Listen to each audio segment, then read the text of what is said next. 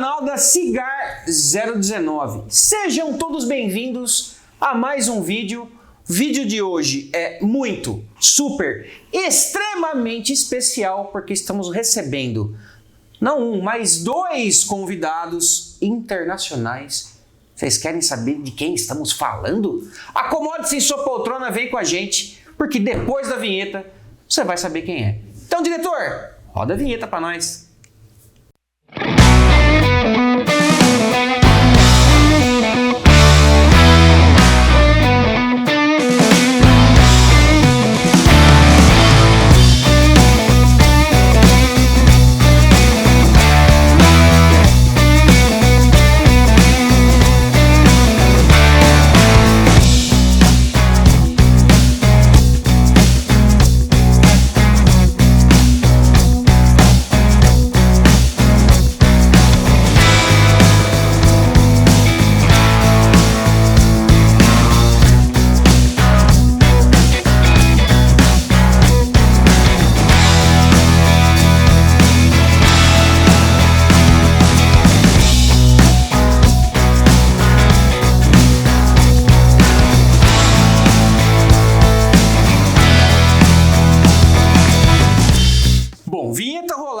Estamos aqui hoje na presença do meu queridíssimo Matisse.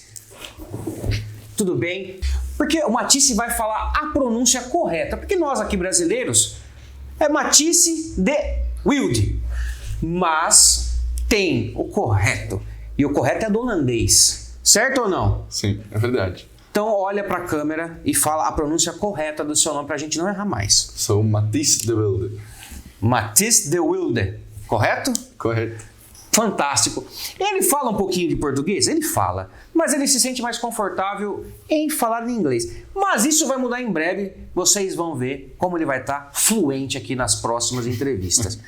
Antes de continuarmos, gente, por favor, compartilhe esse conteúdo com todo mundo aí dos seus grupos de WhatsApp, Facebook, enfim. Se você ainda não participa, temos grupo no Facebook, temos grupo no WhatsApp, vive lotado, mas tenta lá entrar, que é super bacana. E claro, se inscreve aqui no canal, porque é muita novidade que nós estamos trazendo aqui para vocês, certo? Matisse, eu vou falar o português mesmo. Conta um pouquinho pra gente quem é o Matisse, como que o Matisse entrou nesse mercado, antes de chamarmos aqui já o nosso outro convidado que está de férias, mas ele vai aparecer aqui em breve. Matisse, por gentileza, quem é o Matisse?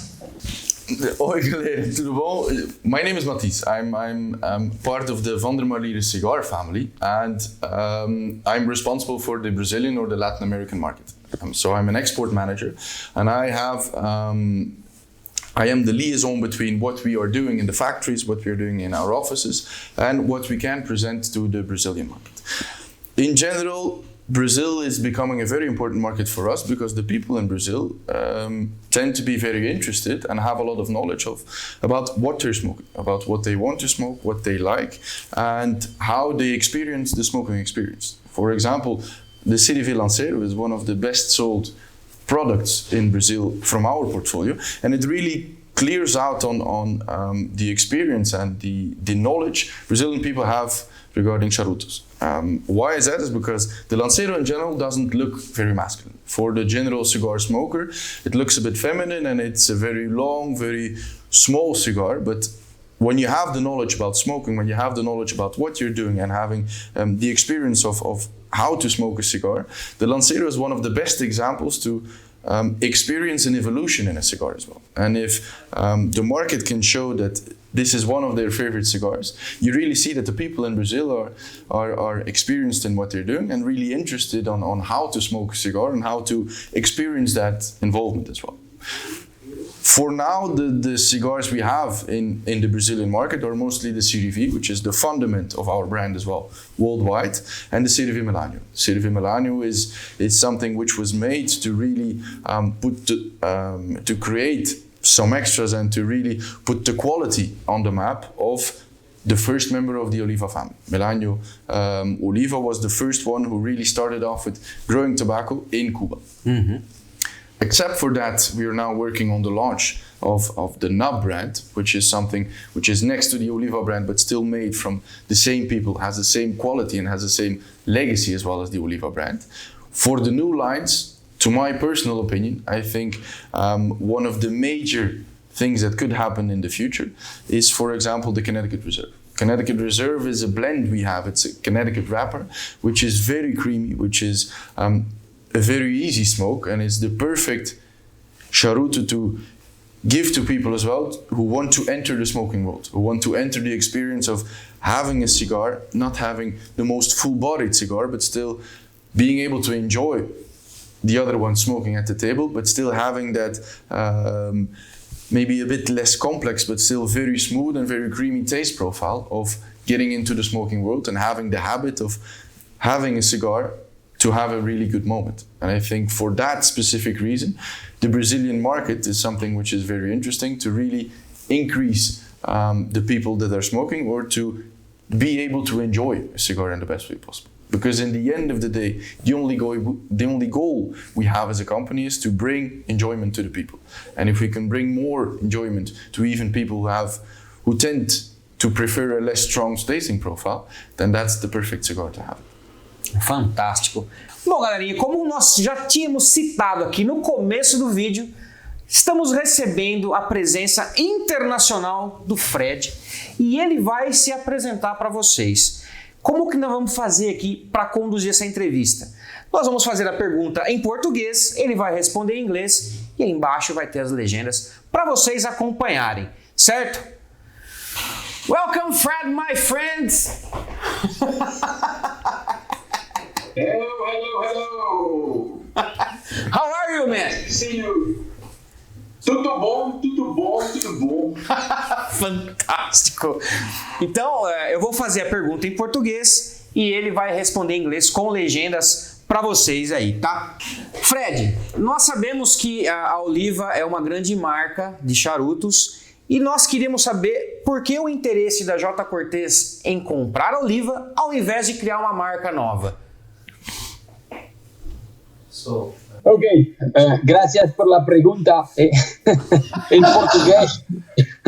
But okay, I think the easiest, si quieres puedo hablar un poco en español también, pero será mejor en inglés. Now, look, we are with Cortès, we're a family-owned company, tres generaciones, and we always love cigars. I mean, it was my grandfather who started making cigars, and we're passionate about cigars and everything that is around cigars. And my father continued with his brothers and siblings and continued to make cigars and to grow it bit by bit to the size of the business it was when I entered as one of the third generation. And now I'm the only one of the third generation left. But we have a lot of families still who love cigars. But I'm the only one really, active within the industry. And look, if you're active in the industry and you come out of Europe, I have to say there is a certain market direction that exists there. And the market is, that the puros that we make in Europe are like, puritos in the, let's say Middle America. So we were used to make smaller cigars. In Europe, it's very cold, it's not as hot as in Brazil and everything that you like. So when we smoke, we need short smokes because otherwise we freeze when we're outside. And that's why in Europe they started making smaller cigars. And when my grandfather entered the business, he made the small cigarillos and not the real puros, the handmade ones. Now, as a company, of course, when you're within the cigar business, the dream is always to do something with premium cigars, with handmade cigars, with things around that. And let's say it was a dream come true when we had the opportunity to work together with Oliva and finally to acquire Oliva, because we were looking for partners within the Middle Americas to work with us. And when I talk about partners, we really see things like families working together with other families. It's really like a wedding. It's a long-term story. It's something that we really want to do for the next generation. So it's not something we do for next year or for 5 years from now. No, we do it really for the next generation. And that really, in my opinion, also helped the Olivas to convince to finally give their little baby to us, because that little baby was a precious one. And now what we try to do is to show the world, what a nice cigars that Oliva always have made. So was the interest there? Of course it was there. Why Oliva? I think it's one of the most beautiful ones in the market, and it was also a family that at a certain moment wanted to step out, and that's how we entered the business, and how it comes that Cortès was surely interested in that part of the business. But no, indeed. As I told you before, it's a family thing. So as a family, we really wanted to do so, and to be honest, we have tried in the past by making handmade cigars on ourselves, but it's very difficult, because it is true that the knowledge and that something of making handmade cigars is really something that is not, we know how to make cigars, we know tobacco, we know how to blend cigars, but blending handmade cigars and blending machine-made cigars is still a little bit different. Making handmade cigars and making machine-made cigars is still a little bit different. So in all these differences, you have to know, because the kind of machine-made cigars are more dry cigars. They don't need that much of humidity. Now the handmades really need that humidity. So for all these reasons, there is a difference between two. And when we, in the 90s, we have tried, and it didn't really work to make handmade cigars under our own brand. And I have to say, before we acquired Oliva, it's not that I traveled the world and I said I want to buy you. No, it started by, let me learn about it. I wanted to know more about it. I really wanted to know myself what it is to make handmade cigars, to understand it. And the more I saw it, the more I thought oh my God, I cannot do it myself. Because it's really, it is something different, and starting from zero is quite tough.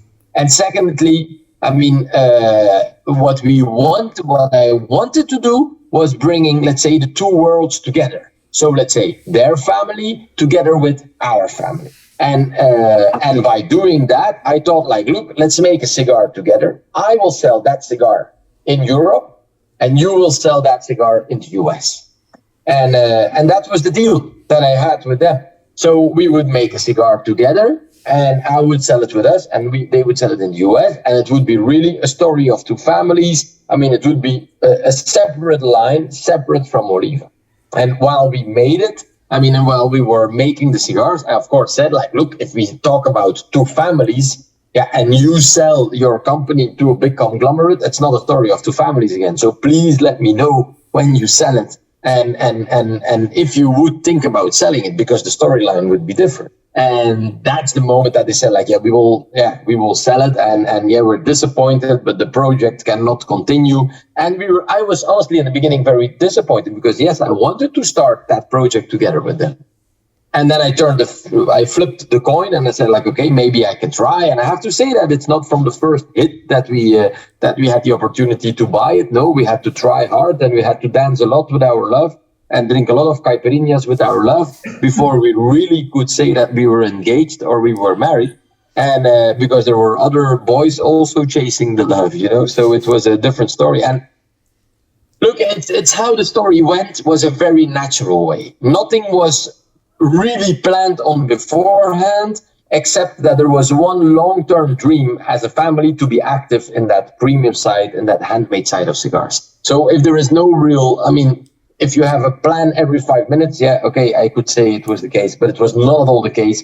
It was a long-term plan, a dream. And then, when you chase that dream and you try and you meet people and you talk to them and you intermingle and you enjoy, bit by bit, you come to a solution or to one story, and that story became that we could acquire it. And it's always, look, the biggest problem with acquiring is not the moment you buy it. It's afterwards. Because afterwards is when the problems come. How can we have the same passion like the Oliva family? How can we bring that same passion to the people who work at Oliva every day today? How can we make sure that they are as passionate as they were for the Oliva family, who was the founding father? They did it for Gilberto Sr., they did it for Gilberto Jr., and for Ginny, and for Jose, and for Carlos. So they did it for the family. Now there is a new family coming in, Oh, a new family. You know how it is with a daughter-in-law or a son-in-law. That's a new family member. It's always a bit difficult. So you want to make sure you're accepted, you're appreciated. And I think this is something that we tried to do as good as possible to really have, let's say, the continuity of the quality of the cigars, the continuity, of everything that we bring day by day to the market. And I'm very proud to say that within Nicaragua, the majority of the people working with us are still the people that were working there of the Oliva times, so especially on senior level, and of people working there for a long, long time in Miami as well. A lot of people work there since the Oliva times. And I go to them, and they are my reference too. You make sure the quality is the same like the time that Senior Gilberto Senior was sitting here. You make sure that this company doesn't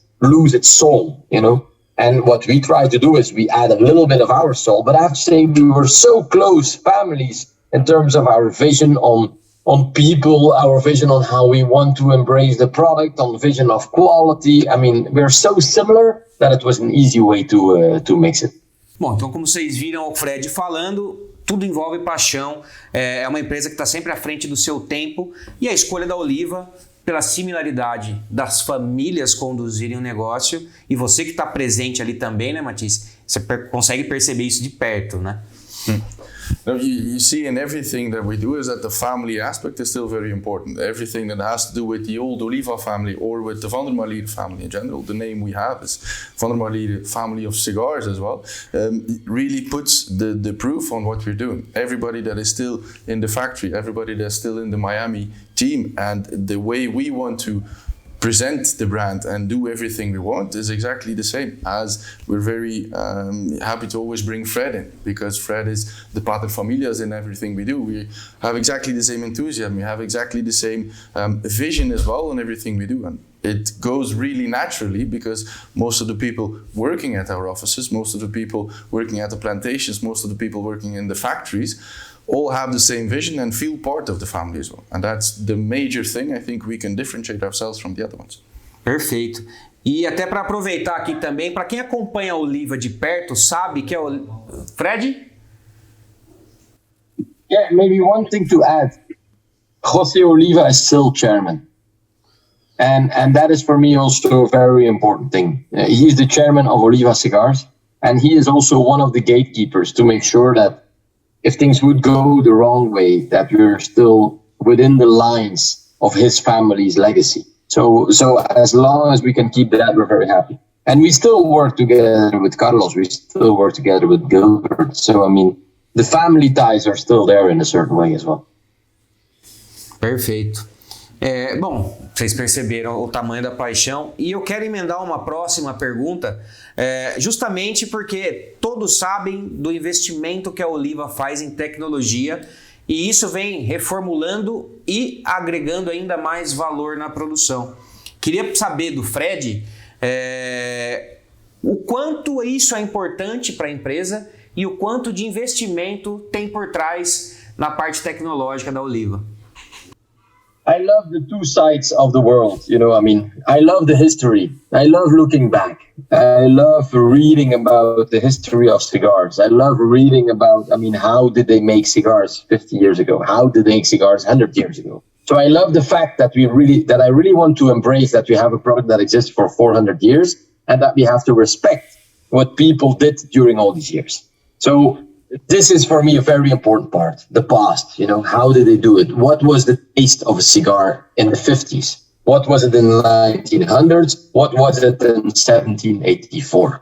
And going back to taste is also, if you think about a product that had 200 years to develop himself, you have to make sure that you don't lose that. Otherwise, you lose like a whole part of history of people working at it with the same passion like we do today. So I want to keep that passion of that 200, 300, 400 years history. At the other hand, I'm a strong believer that when you keep these things of the past secure and you make sure you do not touch the core, the heart, the things that are good, I indeed love to add, let's say, new technologies on these things.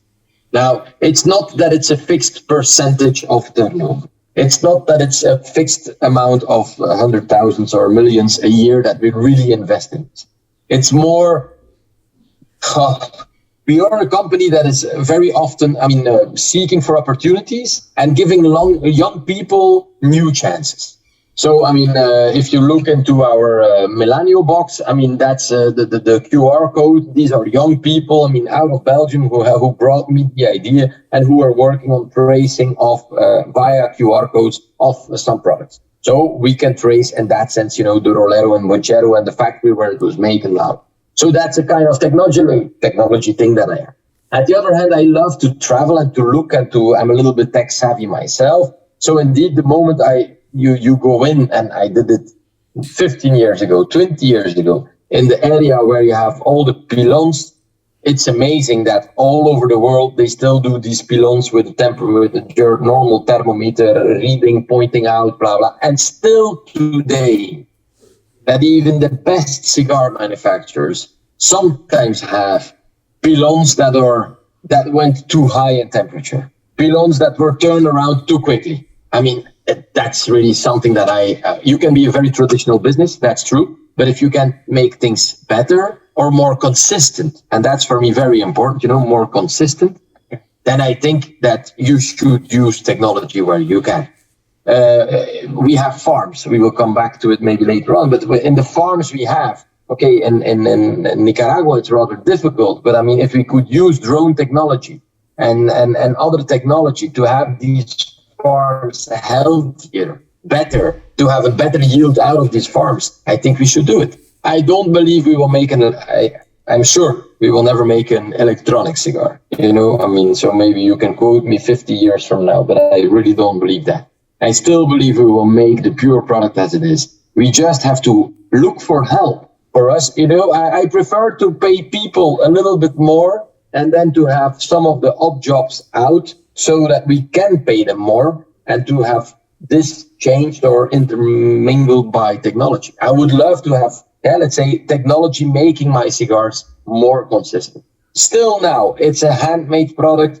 There is a possibility you will have an Oliva cigar that is maybe not of a perfect quality. It's like 50 years ago when you bought wines, sometimes 1 out of 20 had a corkage taste. Now you almost don't have any with corkage taste anymore. How does it come? Because during 50 years, they worked to make sure there was no corkage taste anymore. Saying they looked into technology to make it better. So that's exactly what I want to do. I want to make it consistently better so that the Melanio you smoke today is the same as the one in 2014 and will be the same in 2024. And to be honest, within cigar making, that's one of the most difficult things to do.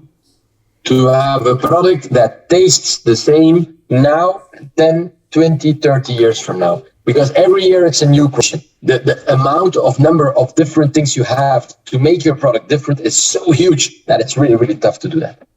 But I don't want to become a technology company. Let's say that, okay, we are a cigar company, who uses smart solutions, let's say that way, to make the product better at the end of the day.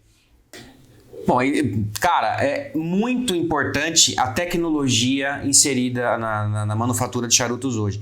Para os puristas que acham que isso vai interferir, é muito pelo contrário. Essa tecnologia inserida vai fazer com que o charuto ele seja mais uniforme, você não tenha tantas diferenças entre uma caixa e outra, e o que é melhor, consistência. Isso que o Fred falou é muito importante e só a tecnologia vai trazer isso para o charuto, para o resultado final, né, Matisse? No, exactly what Fred said. It's in everything we do. We want to keep the same history, the same legacy as what they did in the past as well. To keep exactly the same consistency in it, and to keep the history which is behind the brand and which is behind the Oliva family as well. The only thing we want to do is to make sure that for the future we're sure to be able to assure that quality as well, to assure that consistency and to make sure that the things we can help to improve, that we do. But the authentic part of making a cigar has to be exactly the same and cannot be touched. So that's what is very important for Fred as well, what's very important for the brand itself, that in 10 years, if we want to have exactly the same cigar, that we can assure that. And that's why we use technology more as a tool, but not as the core. Perfeito. Resumindo, o mesmo charuto que você fumar agora, daqui 2, 3 anos ele será o mesmo por conta dessa tecnologia que a Oliva vem inserindo de uma forma brilhante e agregando ainda mais valor ao produto que eles fazem com tanto amor e tanto carinho, que vocês sabem muito bem como é que é. E até para a gente trazer esses números para vocês que estão nos assistindo, eu vou perguntar para o Fred agora qual é a porcentagem de tabaco 100% da Oliva e se de repente no futuro ele pretende ampliar a plantação também. Yeah, thank you. I got it. Again, brasileiro. Look, it's on percentage. I cannot say it in detail, but there are some tobaccos that we do not grow ourselves. When you go to the Indonesian tobaccos, when you go to Mexico, when you go to broadleaf, when you go to Cameroon, these are all tobaccos that we don't grow ourselves, and we do not plan to grow it ourselves. When you go to the wrappers, we do some ourselves, and we still work a lot very closely together with Gilberto Oliva. And besides that, on everything which is fillers and most of the things that are done in Nicaragua, the family had the habit to work together with local farmers. So when we acquired the company, and only 3-4 years later we acquired the farms. But the farms were from the family, mainly farmers. You have to understand that the family was kicked out of Cuba, they lost their land, and they were kicked out of Nicaragua, where they lost their land. So let's say buying land and growing their own farms was not, let's say, something that they were very motivated about since the history. So they had farmers with whom they worked for tens and tens of years, and we took over that farmer base. So we are still working with the farmers that the Olivas were farming with. But now we also invested ourselves because, I hope, touch wood, if everything stays as it is, but that not such things will happen again, that governments will take all the land. But let's say, so we invested a lot of money the last 3 years in farms and in land in Nicaragua. And now recently, and maybe I can give you a scoop for Brazil. We invested as well. In land in Honduras. A first farm over there. So are the plans to continue? Yes. Look, I'm very happy. I have 1 pair of sunglasses. I have 1 hat. I have 3 kids and 1 wife. I will stay with that. So the money that comes out of the business, can be reinvested in the business. And when we reinvest it in the business, it's, to make the cigars better, it's to make everything better, but also to secure, let's say, that the farming and these operations continue to be safe for the long-term future. And why do I say safe? We feel that the world, the FCTC, the Framework on Tobacco Control, the guys of the World Health Organization, who come together every 2 years to make tobacco regulation more stringent and more stringent and more stringent, are looking now because they have plain packaging, they have everything they want in that sense. So they continue. One of the things they're focusing on now is also on the farming. And when we do farming ourselves, we can prove that everything is okay. We use less water, we use less pesticides. We have a fantastic crop, disease plan. We make sure that everybody working on the farm, is of legal age, is paid the minimum salary that is correct. When you buy tobacco from a local farmer, and this is exactly the same in Belgium, in Brazil, in Nicaragua, or in Indonesia, even in Belgium, when you talk to farmers, they say, when my kid comes back from school at 4 o'clock, he can help at the farm. Now, when we do that, and we buy tobacco from that farmer, and his own child is after school helping on the farm, we have child labor, So these are things that are really, really very, very difficult, to take out. Talk to every farmer in Brazil. I think he will say you the same thing. In Belgium, at least, they say me the same thing. And I know in Nicaragua, they say me the same thing too. So those are crucial things we do not want. Of course, we do not want to have child labor. Of course, we do not want to have the usage of pesticides that are forbidden since ages. So we work very hard out of the European Cigar Manufacturing Association, ECMA. We work very, very hard to fight against, good protocols within the farming itself.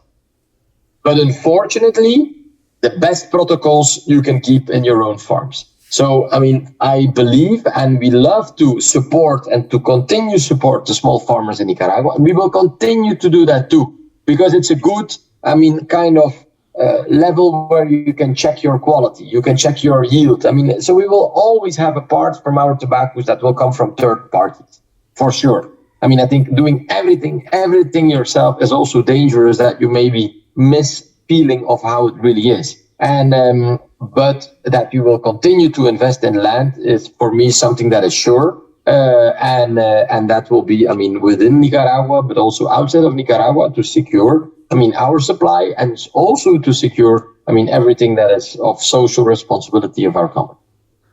Bom, vocês puderam acompanhar o Fred falando desse investimento que eles têm feito em aprimoramento e expansão. E já que estamos falando em expansão, vocês sabem aí em casa que nós aqui do canal sempre tentamos tirar um spoilerzinho. Tentei aqui com o Matisse em off, mas ele não quis entregar muito. Vou perguntar para o Fred quais são os próximos passos da Oliva, se teremos de repente uma marca nova, linhas novas, e também se já as linhas existentes serão acrescentadas algumas coisas novas. E aí, Fred, conta pra gente.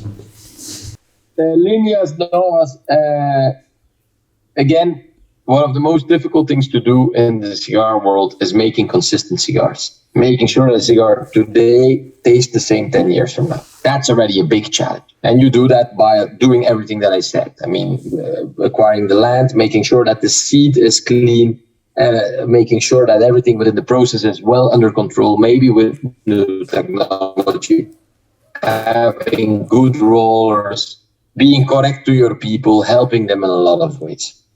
Now, of course, one of the most fun parts is working with líneas novas. You know, I mean, you want to renew your business, then you really want to make sure that some new things pop up. I think that Oliva has been known as a company that is not coming out every year with líneas novas. You know, I mean, they have consistency, but for the last years, I mean, stayed with the portfolio of products that they had. And from time to time, something new was added. The Melanio dates from already 6 years ago, I mean 8 years ago. So it's already, I mean, but ever since, what we have done is also, we started with the limitadas from Melanio, because a lot of people love the Melanio blend, but they didn't love the box pressed part of it. So with the limitadas, we wanted to bring in the round limitada, the round Melanios. And we're working every day on blends. We're testing blends. I mean, a couple of times a year we have smoking panels. We try them out. When I'm in Nicaragua, I love nothing more than just doing tests with some tobaccos. They're only the best ones that will pass. And will they come? Yes, some things will come. I mean, they will always come, both under Oliva as under NUP, as under, I mean, other brands. But I don't think that it will be our trademark. You know, I mean, it will not be the thing that if you want to smoke every time you're in a shop a new cigar, I would say try the líneas existas, the existing lines, and don't wait for new lines coming in every day. But we have already a portfolio of 80, 90, I mean, vitolas and types of cigars that we have. So there is already so much to smoke that I think that it has to be really brilliant to be added on. On top of that, I mean, maybe also a kind of scoop for Brazil, but we announced it in the US during the show. We are working, I mean, together with some of the best cigar makers in the world as well, to make together with them, I mean, some cigars that are made in other countries and in other territories than Nicaragua. And this will not come under the Oliva flag. You know, I mean, this is more the VCF, the Vandermarliere family idea. But where I strongly believe that, I mean, being able to work with, I mean, Ernesto Perez Carrillo and the Eroa family is something that is beautiful, to learn from each other and to, again, try to make the best over there and making the best out of that. So that will come, more news will come for international markets in September when it's the Dortmund show. But again, as you were so nice to invite me during my holidays, I can tell you that already in a little scoop. So will líneas novas come? I would say yes, but please enjoy the ones you have today, and that consistency of the ones today is very, very important there. I will now go back to the beach. I want to thank you for the interest and obrigado a todos los brasileiros for enjoying our cigars. We really appreciate it a lot, and we will do all we can to support you and to make sure that when you buy a cigar from us, that at least you can make sure the cigar is well made and the taste will stay optimal. I mean, as it is today. Thank you so much, Fred. Enjoy your vacation, enjoy beach, enjoy caipirinhas. I will. I love it. I hope I can come too, eh? Sou brasileiro, com muito orgulho, com muito amor. Obrigado. Bom, vocês aí estão estranhando a falta de alguma coisa aqui na cena, né? Já que o Matisse está presente aqui no Brasil, eu vou presenteá-lo com um charuto que recém-lançado aqui em nosso mercado, inclusive. Olha só que bacana. Diretor, dá aquele zoom aqui, mostra essa case sensacional que você vai conseguir apenas para essa bitola do Nub. Olha só, tem um presente aqui para o nosso querido Matisse.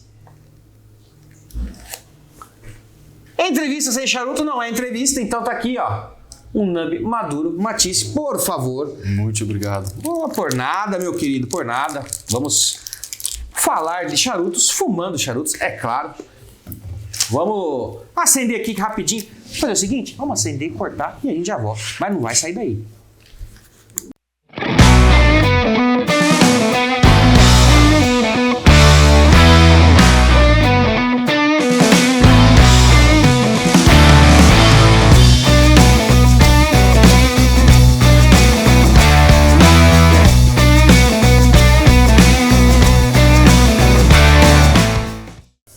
Bom, vocês viram aí que o Fred é uma pessoa muito animada e Matisse.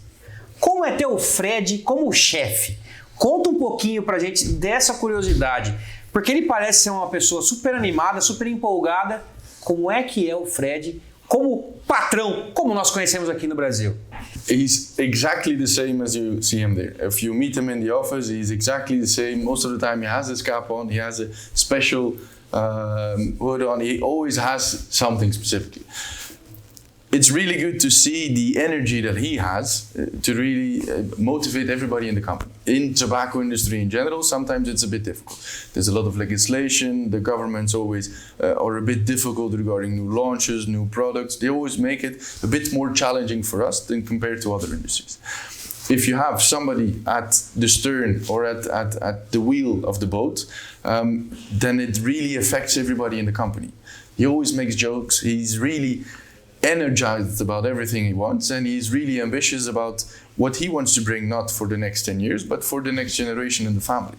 And that makes sure that as a family company, you're assured about the things we are currently doing are for the next generations and are for the long term, not to just do it as a business purpose, but also do it as in cigar industry, to have the Vandermarliere family as a key part, and the next generation of the Vandermarliere family can be introduced to the industry in the exact same way, in bringing people the enjoyment that we want. And the hashtag he always uses, don't smoke but enjoy, and he really lives about it. And that's the important thing about leading such a big company right now as a small family, and everybody's working for the same cause. So it's exactly the same as you just saw him.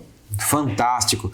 E é muito legal, o Matisse abriu o vídeo aqui falando um pouquinho sobre mercado, de como a Oliva enxerga o Brasil como um mercado. Então vou aprofundar um pouquinho mais nesse assunto, porque para quem assiste nosso canal sabe que eu sou um fã muito grande da linha V na bitola Lanceiro. Até o final do vídeo eu vou arrancar alguns spoilers de você aqui, tá? Se prepara. Tem coisas novas por aí. Enfim, guarda essa informação. Matisse, o mercado brasileiro até pouco tempo atrás era um mercado com poucas marcas. E hoje a gente vê várias marcas. Acredito que nos Estados Unidos isso também ocorra bastante. Você consegue fazer um paralelo de como é o mercado norte-americano, que é extremamente agressivo, com o que está acontecendo com o mercado brasileiro? I think the Brazilian market is in a different way. It's less established and it's still growing. It's not a mature market yet, but the Brazilian people know about tobacco. You are tobacco growers as well, which is very important information in building cigar communities.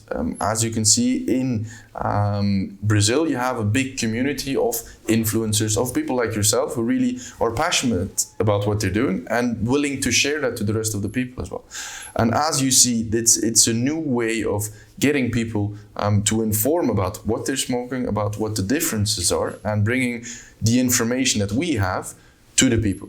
In a lot of the conservative markets, this is a very difficult thing to bring the full story of what we have. At Oliva, we have a really nice story, but it's always difficult to bring it to the end consumers. People like you are very important for us, and in Brazil, you have a big community of people like you who really want to share the knowledge they have and bringing people together to smoke. And that's why for us, it's important to be present over here as well and to use people like you as well, not to use, but to work together, to partner up, to bring the information that is behind the scenes, to bring people to the factories in Nicaragua, to bring people the information about the story on how things came together. And I think that's something which is very important about the Brazilian market, to show as an example to the rest of the world, to show the new way of getting information to the people, getting information to younger people through social media, through platforms like Instagram, through platforms like YouTube channels, Facebook groups, WhatsApp groups, to inform everybody on what's happening. And what you see in cigar industry, in long fillers for sure, is that people tend to have the interest in what the story behind is. They want to smoke something which they know what has happened with it, what has, how did it came together, and what is the company which is behind the making of that cigar. And that's why Brazil for us is a very interesting market to be very closely related to visit often, to use, to sit together with people like you, to bring that knowledge to the end consumer, and to use Brazil as an example for the rest of the more conservative markets, to bring charutos to the people who really want some enjoyment and who want to take some time off of this busy world we have nowadays. Fantástico. Inclusive, diretor, se ele estava aqui elogiando o nosso trabalho, né, diretor? Mandar um charuto para nós experimentar aí depois, né, diretor? Manda aí, primeira mão, os lançamentos para nós, o que você acha? Pois é. É uma boa, não é? Matisse, você citou sobre o resto do mundo que também recebe oliva. A oliva está presente em quantos mercados, em quantos países? Agora, more than 70 now already. So we are active in all continents in the world. In a big part of you always have different sections, you know. You have the Cubans, which are very big in the rest of the world. In the US, we are a very established brand, and we're now becoming one of the major players in the US market. US market still represents more than 80% of the world, wow, if I'm not mistaken, in volume-wise. There's a lot of people smoking a lot of cigars in US. There's a lot of new smokers as well, because we are actually having a new cigar boom. In the rest of the world, it's very important for us to show to the people that have been used to, for example, smoking Cubans or want to enter the beautiful world of long filler cigars, it's very important to convince them to taste it once. We have a portfolio of cigars that are good for everybody. We have, for example, the Connecticut Reserve, which is a very easy cigar to get into the smoking world. Then you have the Serie V, which is more full-bodied, which is for the smoker that really wants to taste something, really wants to have that full body and wants to have that smoking experience as well, to work on a cigar. So that's why Oliva is a good brand to present to the people. The difficult part we had is always to convince people to start it off and to smoke it for the first time. Now the situation in the world is changing a bit, and we want to make sure that we're the first ones to show to the people that, except for the Cubans or except for the brands that have been there for the last decades, we're there as well. We have the same Cuban legacy. We have everybody which is involved in the cigar blending, in the making or the manipulating of the tobacco, are old Cuban people. So the legacy is still the same. We're just doing it in a different environment. And why is Nicaragua in general becoming that big? Is because the Nicaraguan soil and the Nicaraguan climate is most closely to the one of Cuba. And that's why the Oliva family as well, as tobacco growers back in the past, choose to start off in Nicaragua and to have that qualitative tobacco. And it's a different kind of taste profile, but it's a different region, and that's the major reason for it. But the quality of the tobacco is exactly the same, or is going towards the quality of Cuban tobacco. And that's what's happening in the rest of the world, and the next couple of years will be very interesting. Fantástico. E Matisse, fala um pouquinho pra gente, porque as pessoas elas associam muito o nub com o oliva. Explica um pouquinho pra gente essas diferenças. I think it's very interesting to have brands like Nub as well. What is very important to know is that the name is not Nub by Oliva, but in reality, it is by Oliva. Mm-hmm. And what is very important to know about that is, for example, Nub only was created in 2008, but it is made in our factories. The master blending is done by our master blenders. The initial blends are created by the Oliva family as well. And that's what's very important, is that a brand like Nub, which is way less conservative than the Oliva brand, has exactly the same fundamentals and the same quality of the tobacco. The same investments are done in the tobacco growing. The same investments are done in everything that has to do with the community in Nicaragua in general for the long term. So it's very interesting to attract new people, to attract different kind of smoking people, because you have a lot of different people in the world, and we want to make sure to present them with something which is very qualitative, but also for their specific taste profile. And then a brand like Nub, which is very innovative, which is a new concept, is really nice to launch next to the Oliva brand that we have, to assure the people that the quality is exactly the same. We have the same policies in the factories, but it is a completely different kind of brand. And that's why it's, I think, very important to present products that are interesting for everybody. And then the innovative brands are very interesting to get people into the smoking world, because it looks way smaller. As you can see, it looks like a very small Vitola. You still have an hour of smoking time. It's sure to be well constructed. It has a different wrapper for everybody. If you want to get into the smoking world, the Connecticut is the perfect one. If you really want a strong smoke and, for example, had a very nice dinner with good wines which have a very strong tasting profile, then you can have the sun-grown as well, to make sure that it's in balance with everything you do. And I think in those cases, brands like Nub are very important to support Oliva in general, and to make sure that we present something to the people that everybody could enjoy. And each and every one is different in that aspect. É interessante que você citou isso, Matisse. Então explica um pouquinho pra gente esse conceito do Nub, que é uma marca que acabou de chegar aqui no Brasil. O pessoal quer saber muito das informações do Nub. Qual que é o conceito de marca do Nub?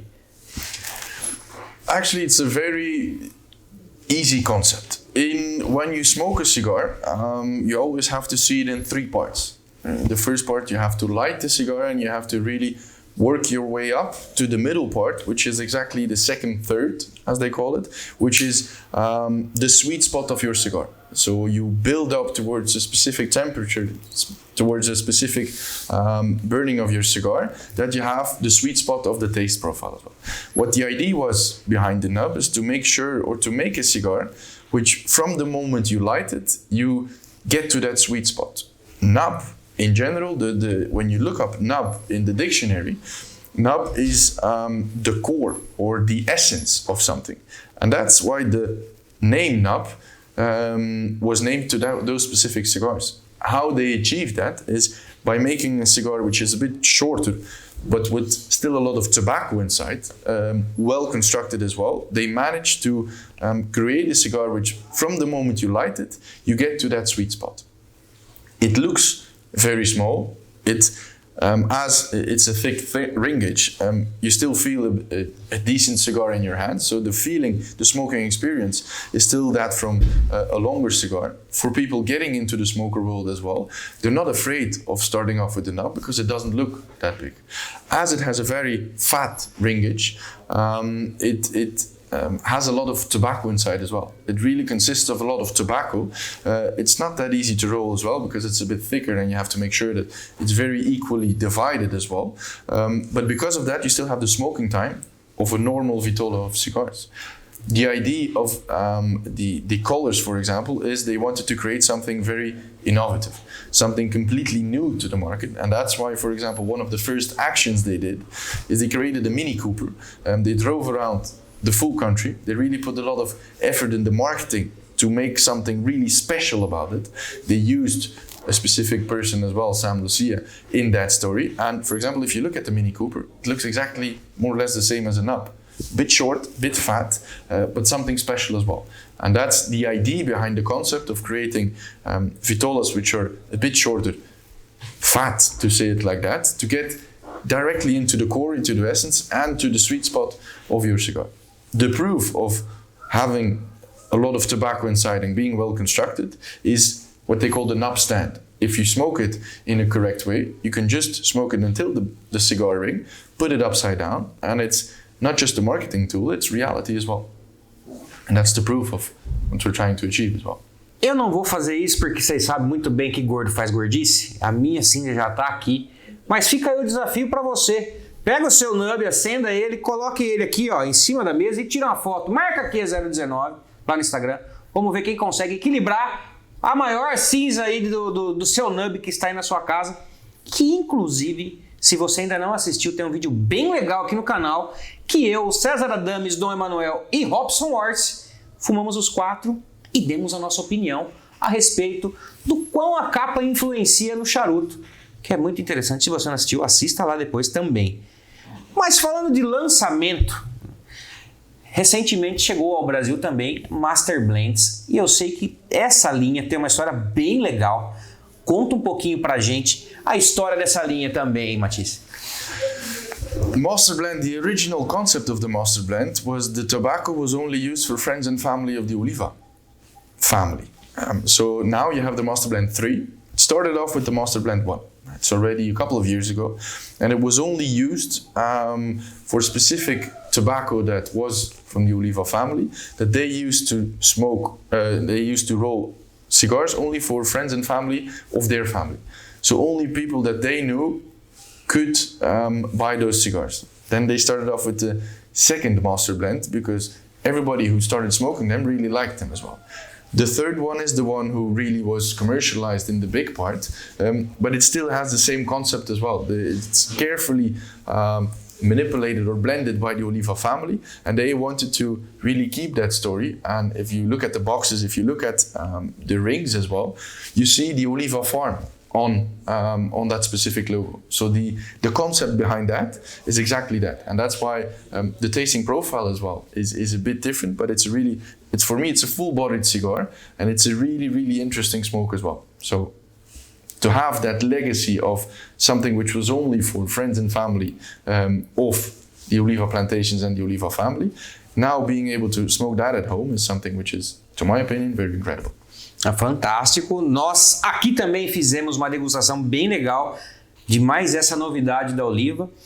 E vou aproveitar a presença do Matisse aqui e agora começa aquela sessão tentativas de spoilers.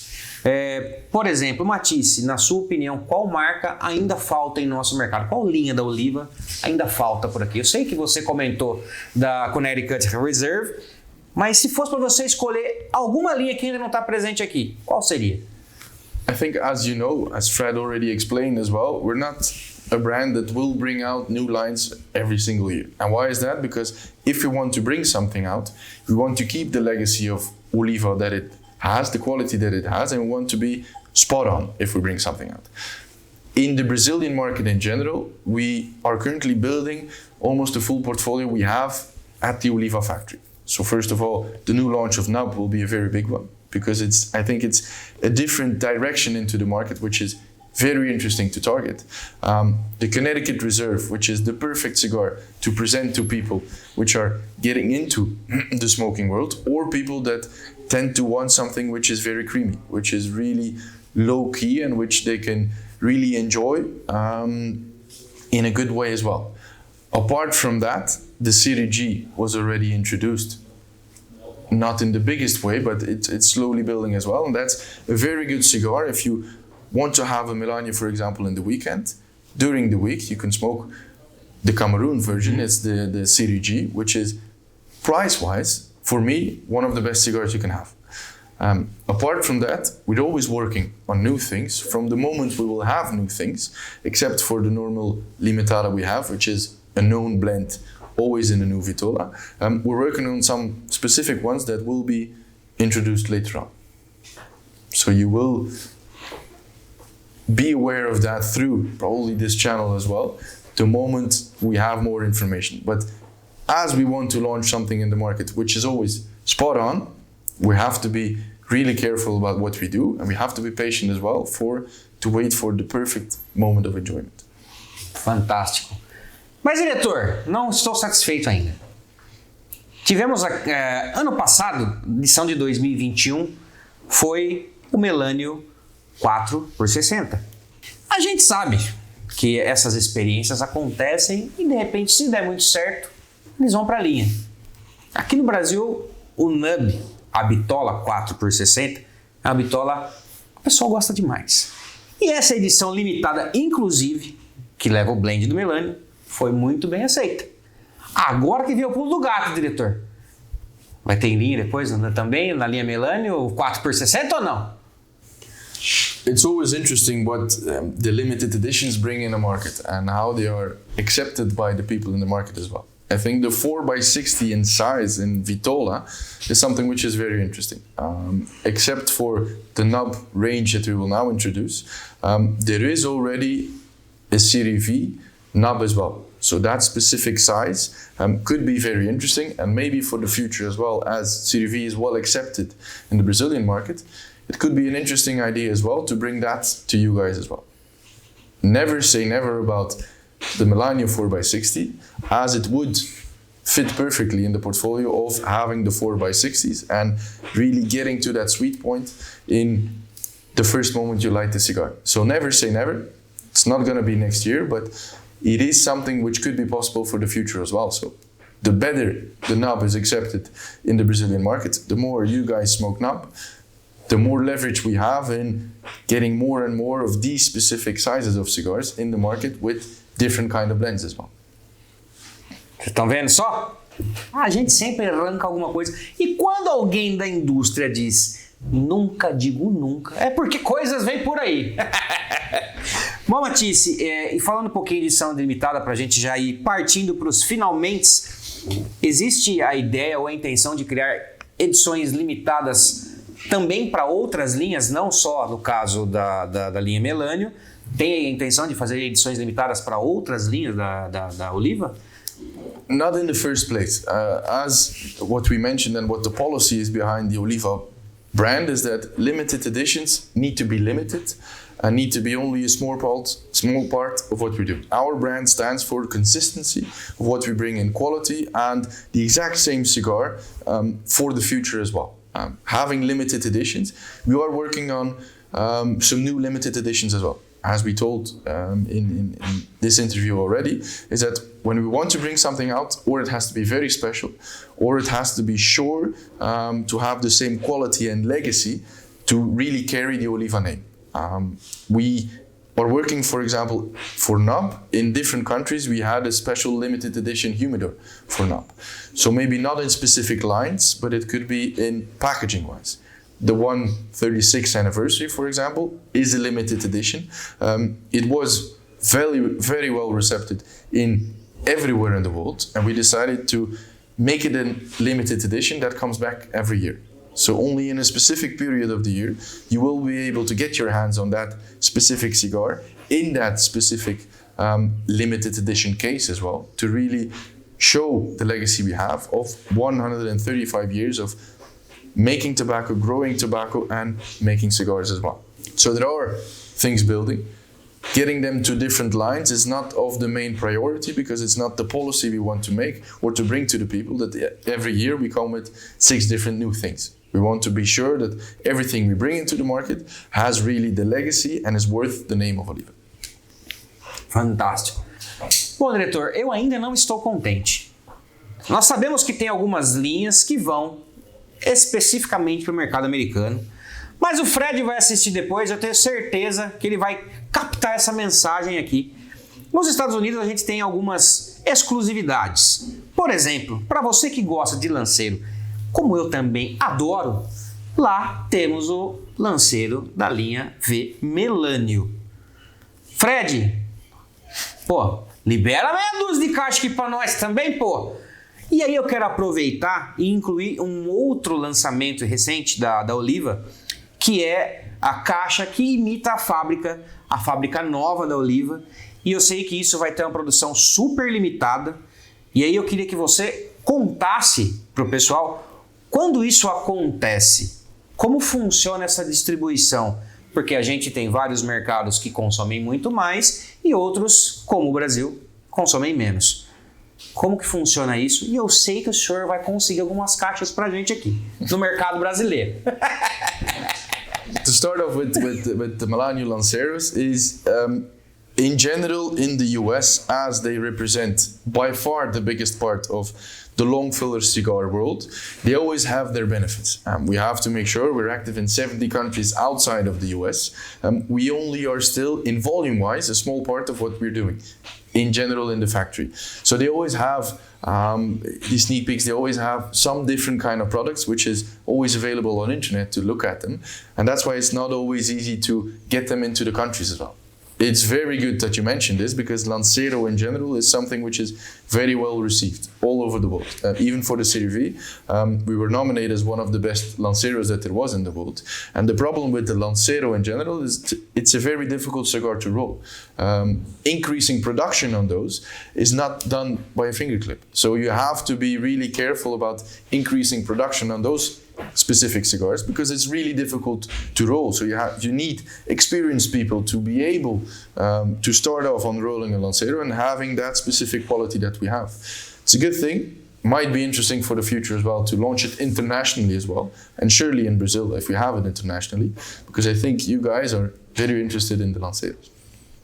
To go into the Tabuliça one, it's a very, very limited edition. Maybe it's something more about the product itself, is the box itself is something which represents the factory we have in Nicaragua. Tabuliça Uno is the original factory of the Oliva family. What we did when Oliva became part of the Vandermarliere family as well, is that we wanted to make sure that the legacy behind it remained exactly the same. When we refurbished the factory, we made sure that it looked like how it should look like as well. Like refurbishing everything and making sure that the flows we have internally are in the most efficient way. The old rolling tables, the old things that were very important in the old factory are still there. The old desk where Gilberto Oliva read his newspaper in front of the rolling room is still at exactly the same place. Wow. His picture is still at the wall. It looks exactly the same as before, but it's now in a more efficient way, and to make sure that if we want to grow in the rest of the world, we can make sure that this specific factory can be of benefit of that. What we wanted to do is to make sure that everybody in the factory over there, we wanted to create a legacy with the limited edition as well. The limited edition is not a new cigar, it's the first 10,000 Serie V Double Robustos that were rolled in the refurbished factory. What we wanted to do as well is the box itself looks exactly the same as the front of the Tabuliça factory. So it looks like stairs, and each box comes out. Each cigar comes out in a small box, which represents, for example, the front door or one of the windows in the factory. It's very limited, and I'm going to explain you how the distribution normally works with those very, very limited edition cigars. What we want to do is to make sure that the markets that really are familiar with the brand, or familiar with the story behind Oliva, and are familiar with the quality we want to put on the market, we need to prioritize those for limited editions as well. Not because something specifically, but because they deserve it. They already proved that they understand what the value is of an Oliva cigar, of the Oliva brand in general, and that's why we want to show our gratitude as well, to present those specific limited editions to those people. As Brazil is doing a very good thing now to show to us as well that people appreciate the brand, people understand what is behind the story of Oliva, people understand the quality that we want to bring to the people and the consistency, and they believe in it, they keep coming back and they start smoking Oliva. That's why normally The more we understand that of the Brazilian market, the more limitadas we could allocate to, for example, the Brazilian market. We will do our very best to try to get these limited editions as well to the Brazilian market. As I told you, in general, it's only the first 10,000 cigars that were made in the refurbished version of the Tabuliça Uno. So 10,000 cigars, it's only 1,000 boxes. If you see what we do worldwide, the limited edition or the limitless of those specific cigars and that specific product is very limited. So if some boxes come to Brazil, it will be very limited as well. But you will be able to see it with your own eyes. Tá vendo, diretor? A gente consegue, diretor. A gente consegue. Se vai a fundo ali, consegue. E eu tenho certeza que o Matisse e o Fred, umas 10 caixinhas, Fred. 10 caixinhas dá para nós aqui, o pessoal experimentar. E é algo que o pessoal pode colecionar, porque você pode comprar as caixinhas individuais ou todas as caixas. Pensou que bacana ter essa coleção, diretor? Você ia querer também, né não? Com certeza. Então, filho, isso aí vai ser disputado a tapa se chegar aqui. Bom, tiramos aqui alguns spoilers. E Matisse, nós aqui no Brasil acompanhamos de longe muito do que aconteceu na PCA, na PCA. E um dos destaques assim que eu vi, que, são umidores. Agora, diretor, eu vou aqui exercitar meu francês. A Eleblé, ela tem vários umidores, inclusive um da Oliva, que é a coisa mais linda do mundo. Isso para o mercado de luxo é muito interessante. Eu queria que você falasse um pouquinho a respeito disso também para o pessoal aqui do Brasil entender mais desse assunto. We wanted to make something really special. Everything behind that specific cigar, or that specific humidor, was well thought of and really makes sense. So it was launched officially. The first one came out in 2021. It was presented at PCA to show to the people as well. In 2021, you only have 21 editions of that specific one. You have to know that 2 of them are already reserved for our family. Mm-hmm. First of all, one is for Cortès Oliva, which is still the chairman of the board we have, which is still the man behind the brand as well. The second is for the father of Fred, Don Guido we call him, is one of the major key persons behind really growing the company exponentially. He did it together with a lot of brothers and sisters in his company, but he is the mind behind the exportation, what we did in our machine-made segment. So he's really, as a family company, as family is very important within us, those were the 2 main people to give something back to them as well, to thank them for everything they have done and are still doing for our family in general. The humidor itself, there are only 21 editions. In this specific humidor, there is 95 cigars. 95 cigars because J. Cortès, the European or the Vandermarliere family, has been active in 2021 in tobacco industry for 95 years. The 95 cigars inside, you have 10 very specific ones, which are numbered and which is a specific blend. It's called a figurinho, which is a specific size as well, and a specific limited edition blend that Fred helped to create when he was in the pandemic, when he was in Nicaragua. Everything in the humidor really makes sense. There is some accessories which are very limited. The humidor itself, on top, you have a design, a drawing of a tobacco, people that are rolling a tobacco leaf. And the humidor itself is made of olive wood. Oliva, olive wood. We wanted to bring everything together inside that specific thing. You can look it up online, watch it, or all the details behind those specific ones. But for us, it's important to bring something like that into the market, very, very limited as well, but to show and to bring back to the people as well on specific things we're working on and to create the quality that we want to achieve. So that's something which is very interesting as well to look up, but everything that is very limited comes at the price as well, and that's why it comes at a very decent $21,000 as a retail price as well. Você quer comprar uns 2, diretor? Com certeza. Esse tá baratinho esse, hein, diretor? Esse cabe uns 2 na minha casa lá depois. Mas é muito legal esse tipo de ação. E já que não temos nenhum Eleblé aqui no Brasil, diretor, nós temos um outro midor que a Oliva participa do projeto, que eu acho sensacional. Quem acompanha o canal sabe e já apareceu aqui em algumas vezes, que é a KV by Oliva, que está presente nas tabacarias. É um midor itinerante e ele acompanha preços especiais, enfim. E eu queria, Matisse, que você explicasse para a gente, desde da concepção desse projeto, como a Oliva acreditou em tudo isso, como a Oliva... Para você que acompanha o canal, até o final de setembro ela vai estar lá na Dom Juan, lá do Tatuapé. Então corre para lá para você conferir isso que a gente está falando. Matisse, explica para a gente como isso foi concebido, como a Oliva acredita nesse tipo de ação. Explica um pouquinho para a gente sobre a KV by Oliva. I think it's a very interesting concept and a very interesting project as well to do. What we always are working on in the factory and everything that we do is we want to create qualitative cigars, and we want to make sure that we're consistent in the quality that we have had in the past and that we will have in the future.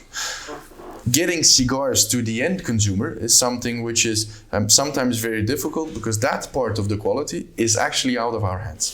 You never know what happens with the cigar when you get it to, for example, the retailers. We want to make sure that they always keep it in the correct quality. But having a humidor made by KV, which is a new concept to the humidor world. It has its humidity, which is very, very constant, and has a temperature as well, which is very, very constant. When we talked about the project in the beginning, we immediately fell in love with the concept of really making sure that the end consumer getting their cigars in the perfect quality. And then our story makes sense as well, to make sure that all the tobacco that we grow is for the exact quality that we want, and that's why we invest that amount of money in having own farms, having the own responsibility of making sure that the tobacco coming out, starting the fermentation process, etc., and making sure that the cigar is rolled in the exact same way, that we assure that quality, and then having, for example, a KV humidor made in Oliva colors, to make sure that people understand that quality is something which is very important for us, and which is very important if they want to try out for the first time, to have that specific cigar. If they receive the cigar in the perfect condition, as we try to blend it in our factory, then we succeed in everything we do to make sure that we convince them about the quality we have. And that's why humidors like that, humidors like a KV, is for us to do.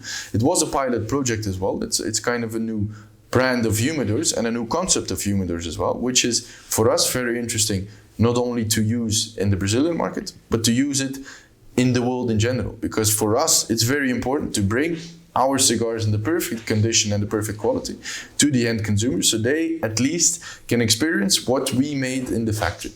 And that's why for us, the KV project and the humidors, etc., are very important for us, and we really wanted to invest in that part as well, to make sure that people are aware of the quality we put in, and we want to go the extra mile to get that quality to the end consumer as well, and to you and me who want to smoke a qualitative cigar.